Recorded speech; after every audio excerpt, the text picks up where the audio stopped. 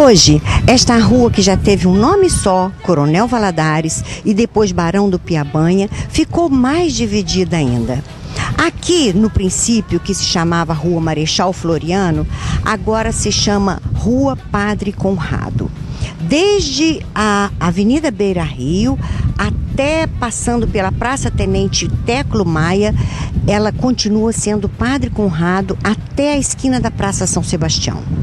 Da praça em diante, ela se chama Rua Prefeito Walter Franklin e segue com este nome até terminar lá no Calçadão, na esquina com a Avenida Condessa do Rio Novo. O Padre Conrado, que deu o nome ao princípio da rua, foi um vigário nascido na Bélgica, no dia 15 de novembro de 1923. Ele atuou por mais de 30 anos na paróquia de São Sebastião.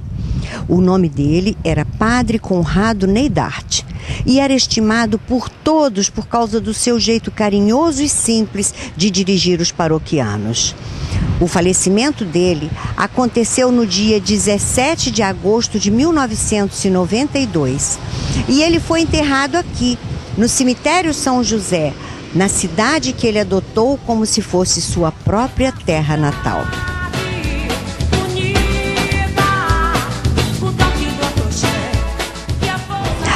Aqui na metade da antiga Rua Marechal Floriano, nós temos a Praça Tenente Teclo Maia. Um dia, esta praça foi Praça Monte Castelo, pelo Decreto-Lei número 70, de 11 de novembro de 1946. Esse decreto diz assim: Praça Monte Castelo, a praça formada pelo cruzamento das ruas Mariano Procópio, Marechal Deodoro com Marechal Floriano, fronteira ao estádio do Entrerriense Futebol Clube. Em 26 de julho de 1967, pela Lei 699, ela passou a ter o nome de Praça Tenente Teclo Maia. Certamente, a lei que deu o nome de Praça Monte Castelo em 1946 queria lembrar a Batalha do Monte Castelo, acontecida na Itália e vencida pelos pracinhas brasileiros. Quanto ao tenente Teclo Maia, foi um homem muito dedicado aos esportes, que administrava o tiro de guerra 349, que existiu em Três Rios entre os anos 30 e 40 do século passado. Além de dirigir o tiro de guerra, Teclo Maia foi grande incentivador do esporte em nossa terra e participou ativamente do quadro de colaboradores do Entrerriense. Agora vocês vão ver uma imagem do que é hoje o local onde antigamente ficava o tiro de guerra 349. Então, é por isso que justamente nesta praça, em frente ao clube, lembraram-se do nome de Teclo Maia. Infelizmente, nós só encontramos esta foto tão ruim do tenente, mas não podíamos omitir este militar que tanto colaborou com a juventude tririense. O final deste trecho, então, é chamado Rua Prefeito Walter Franklin, lá no princípio, e ganhou o nome pela Lei 139, do dia 18 de outubro de 1953, que diz que a Rua Barão do Piabanha passa a ser Rua Prefeito Walter Franklin. O nome foi dado logo que o grande prefeito faleceu, naquele ano de 1953. Rua Prefeito Walter Franklin é aquela que nós estávamos no princípio do programa falando sobre ela, lá no Calçadão. Começa na esquina da Praça São Sebastião e vai até a esquina da Avenida Condessa do Rio Novo.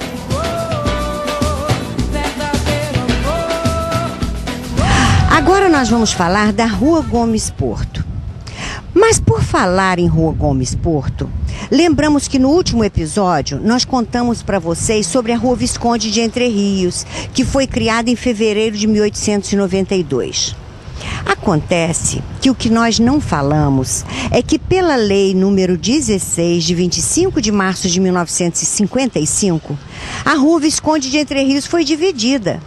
Do seu princípio, lá na esquina da Rua do Quincão, até a esquina da Rua Gomes Porto, ela passou a se chamar Rua da Maçonaria. Era uma homenagem à Loja Maçônica 25 de Março, criada no final do século XIX, aqui, quando ainda éramos o Distrito de Paz de Entre Rios.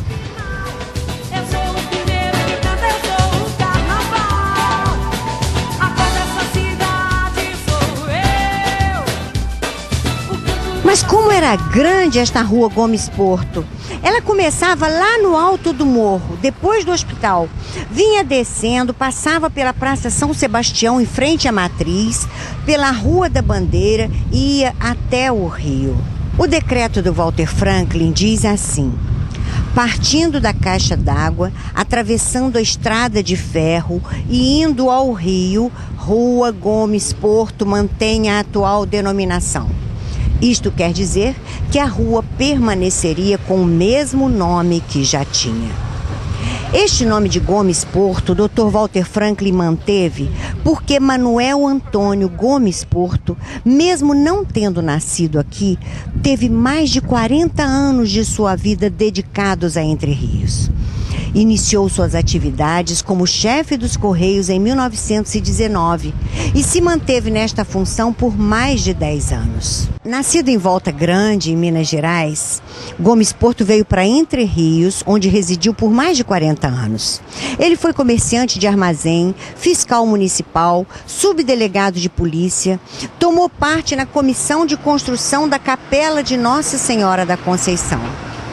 Com estas datas, facilmente chegamos à conclusão de que o senhor Gomes Porto teria chegado a Entre Rios por volta de 1885. E se ele participou da construção da Capela Nossa Senhora da Conceição, podemos estimar mesmo que a capela teria sido construída entre 1885, data da chegada do nosso personagem, e 1892, data que encontramos gravada nos 2 sinos daquela capela.